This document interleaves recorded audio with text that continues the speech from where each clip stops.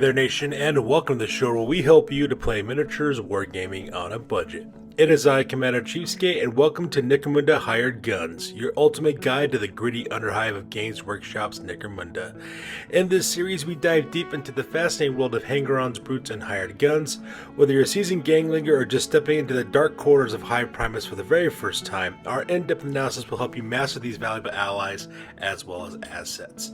So in today's video, we're doing something a little bit special today. We're taking a look at 3 generic hanger-ons that you can recruit for your gangs and your games of Necromunda. We'll be looking at the Ammo Jack, the Slopper, as well as the Dome Runner. We'll give you our overall thoughts about these fighters by looking at their characteristics, their equipment and skills, and more importantly, the special rules that they bring in order to help out your gang to dominate in the campaigns of Necromunda.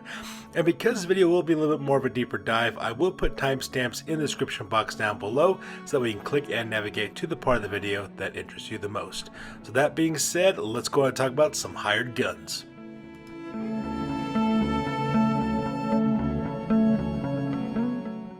So up first is the Ammo Jack, which costs 50 credits a piece. You can recruit anywhere between 0 to 3 of these guys into your gang. Now when it comes to their characteristics, they have a 5-inch wound allowance, 4+ weapon skill, 3+ ballistic skill.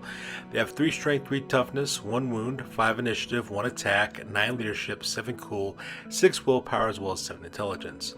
Now when it comes to their characteristics, they're pretty average all throughout, but with a pretty decent ballistic skill as well as a willpower score as well. That 3+ ballistic skill is quite nice, especially when you consider the weapons these guys are carrying with them. At the same time, that 6+ willpower is kind of nice too, in case you got to deal with anything like corpse grinder cults or someone who's got the fearsome skill as well. Now this guy's going to basically be a shooter with that 3+ weapon skill, which kind of makes sense because, you know, the name says it all. These guys carry ammo, so it kind of works out that way. Now when it comes to their equipment, their primary weapon is either a bolt gun or a combat shotgun with salvo and shredder ammo. Now both of these weapons are high strength, rapid fire weapons that can be really useful in a gang no matter which one you pick. Not to mention with the skill that this character has, they could also re-roll their ammo rolls as well as also get additional bonus to both of these weapons. The combat shotgun's more for up close work because you do have that salvo round where you can shredder round where you can actually use a template attack. Bolt guns are good to shoot between the medium to short range as well, so either one just comes down to personal preference. The same thing with their close combat weapon. You can either choose a power hammer or a power sword. The power sword is quite nice because you do have the parry weapon trait on it, so it makes it a little bit more defensible, but like I said before, it just kind of comes down to your own personal play style. And regardless of what weapon you do choose, these guys automatically come with mesh armor, which gives them a 5+ armor save as well. So these guys have a really nice balance between really powerful shooting attacks as well as close combat attacks as well. In addition, they also have the munitioneer skill, which means they can reroll an ammo roll for this character or for anybody within 6 inches of them, and considering they're carrying a bolt gun or a combat shotgun, it's quite nice. And that same skill is quite good to use, especially if you have other fighters on the tabletop with either a 5+ or a 6+ on their ammo roll as well. Now for their special rule for this hanger-on is that you can reroll ammo rolls of 1, 2, or 3 depending on how many ammo jacks you have. So for example, let's pretend you have 1 ammo jack in your gang, you can reroll any ammo rolls of 1. If you have 2 ammo jacks in your gang, you can make any rerolls for ammo rolls of 1 or 2. And if you have 3 ammo jacks, that basically counts for any 1, 2, or 3 as well. So if you have a bunch of 5+ or 6+ ammo roll weapons like bolt guns, plasma guns, etc., it means you can reroll 1 in 6 chance of failing an ammo roll and with a 5+ weapon, or a 1 in 3 chance of failing ammo roll with a 6+ weapon. And that's assuming, of course, you have all 3 ammo jacks within your gang. And if they're on the tabletop, they can also help other fighters within that reroll within 6 inches of them as well, so that way you could actually reroll failed ammo tests. So it is actually quite a really powerful ability, especially if you decide to max out the number of ammo jacks you have in your gang. Now, depending on your gang's loadout, if you have a bunch of 5+ or 6+ ammo weapons, then I would say definitely max out the number of ammo jacks you get. So if you have a lot of plasma weapons, for example, or bolt weapons, or any kind of esoteric weapon that has a really high ammo roll, then taking the maximum number of ammo jacks is to your benefit as well. However, though, I will warn you, though, if you want to take full advantage of being able to recruit the maximum number of ammo jacks in your gang, you will need to have a reputation between 20 to 24 points. That's assuming, of course, if you want to include a road dock in your gang as well as a brute, and then you want to do the 3 ammo jacks on top of that. So do keep that in mind. You could max out your ammo jacks early, but just realize you might not be able to get other hanger-ons or brutes if you decide to do that. If you don't have any really high weapon ammo type weapons like bolt guns or plasma guns, let's say you're doing something more like auto guns or last guns or something like that, with either between a average or a really low ammo roll, then you could probably skip out the ammo jack because it won't be as necessary for you. This is actually more of a fighter that you might need if you have those higher ammo rolls, so that is something you want to take into consideration. So like I said before, depending on your gang's loadout, that's how I would view whether you should take the ammo jack or not for your gang.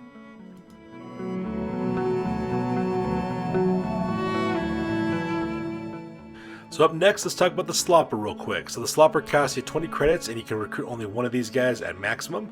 For the characteristics, they have a 4-inch movement allowance, a 4+ weapon skill, a 4+ ballistic skill, 2 strength, and 3 toughness. They have 1 wound, 3 initiative, 1 attack, 9 leadership, 9 cool, 5 willpower, as well as 7 intelligence. Oddly enough, these guys have a 5-up willpower, which is kind of weird. I'm not sure why they have a 5-up willpower, but they definitely make it quite interesting. And they do have a pretty average weapon skill as well as ballistic skill 4+, but at strength 2 and only 1 attack, they're not really doing much of anything, especially when they're only armed with a knife. You're not getting the Slopper for their characteristics, that is definitely for sure.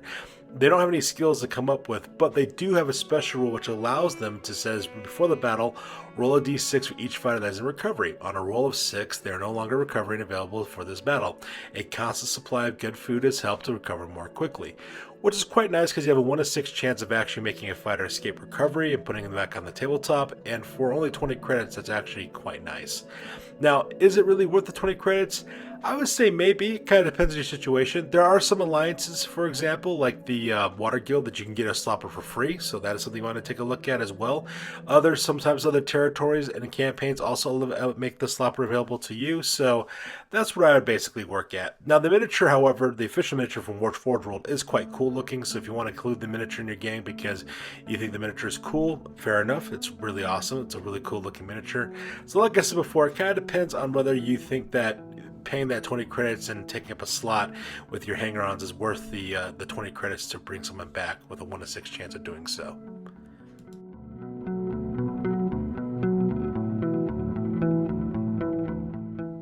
So up next is the Dome Runner. You can recruit up to a max on one of these fighters that cost 20 credits in order to recruit.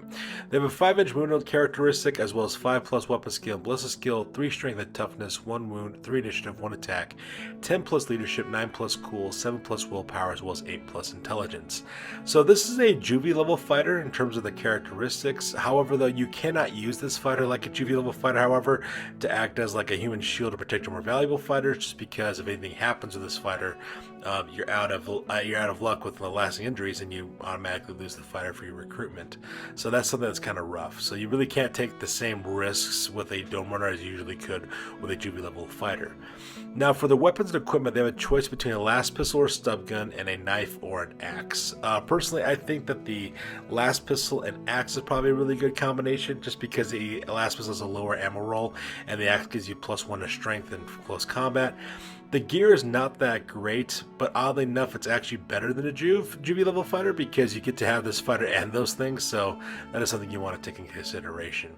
Now, they do have the Lilo skill, which actually is pretty good, actually, all things considered, because the reason why is because you can quickly move up against your enemies, take cover by lying low, so that way they don't get shot out. So that's one way that you could actually use this. So if you want to like secure something with your Dome Runner, that could be something you might want to do with this fighter. But the real reason why you take this fighter is because there's a special rule, and it reads that any fighter in a gang can reroll a d6 when determining the contents of a loot casket. The result of the reroll must be accepted even if it's worse. And this is potentially the only reason why you would actually take this fighter, is because, you know, rerolling loot caskets could be pretty good, all things considered.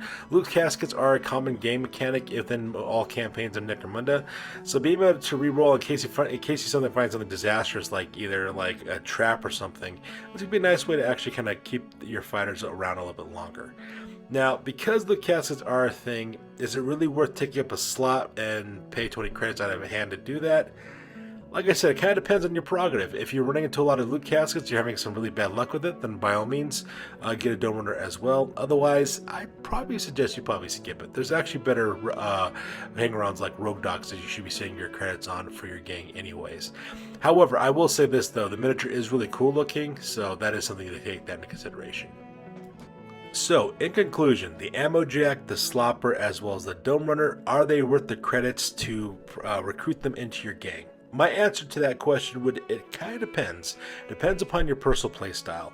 If you like the idea of having that ability to reroll ammo rolls of 1, 2, or 3 with an ammo jack, or being able to have a 1 to 6 chance of bringing one of your fighters out of recovery, or needing rerolls on your loot casket searches, then by all means do so. I mean, it's your gang. It's up to you how you want to play. And if there's like some kind of narrative, like your treasure hunters, for example, you could definitely use the Dome Runner in order to help that out. Or if you guys are a bunch of gun runners, for example, the ammo jack can make an interesting choice, or maybe you have a Slopper due to an alliance, or the case may be. Whatever your playstyle is, of course, pick and choose the hang around and the brute that kind of, works for you the most. At the same time, but I also recommend it kind of depends on your gang's progress as well. If you're flush with credits and you're looking for ways to spend it to make your gang a little bit more lethal on the tabletop, then by all means recruit these guys. That's assuming, of course, if you haven't already recruited a Rogue Doc as well as a brute as well for your gang. Focus on those first. Those guys are worth their weight in credits, and then kind of branch out with these other fighters. I will also say that the miniatures for these fighters are actually quite cool as well. So, if you're playing in a situation where you want to actually purchase these miniatures and think they look cool, then by all means do so, because rule of cool is also a factor when determining what your game looks like and what you actually include in your gang as well. The only downside with official miniatures like this from Forge World, in my opinion anyways, is that if you run into an arbitrator who wants to play WYSIWYG, WYSIWYG is an acronym that stands for what you see is what you get, which means that they want to use all official miniatures and from Games Workshop. If you run into a situation like that, it could be quite expensive to include these fighters, because Forge World miniatures are quite expensive, especially given the current state of things right now in the world in terms of the economy. But if you are, if you have a cool arbitrator, kind of like me, for example, you could easily 3D print your own, convert your own kit bash one, or just proxy if you wanted to. I mean, there's nothing wrong with that, especially in my opinion, because, like I said before, trying to save money on your hobby. So this would be a good way to do so. So that's something you might want to take into consideration with these miniatures as well. And if you guys have any suggestions for some other hang-arounds or brutes that you'd like to see, please put it down in the comments box down below. And if I like the idea, I'll make a video about it and give you credit at the exact same time. So there you guys have it. This is our video on the Ammo Jack, the Slopper, as well as the Dome Runner. If you guys have any comments, concerns, put it down in the description box and the comments box down below. I love interacting with you guys as well. Also, to give us a like and a subscribe as well. It really helps out the channel too. So that's good for this, you guys. I'll catch you guys next one. Peace out and stay classy.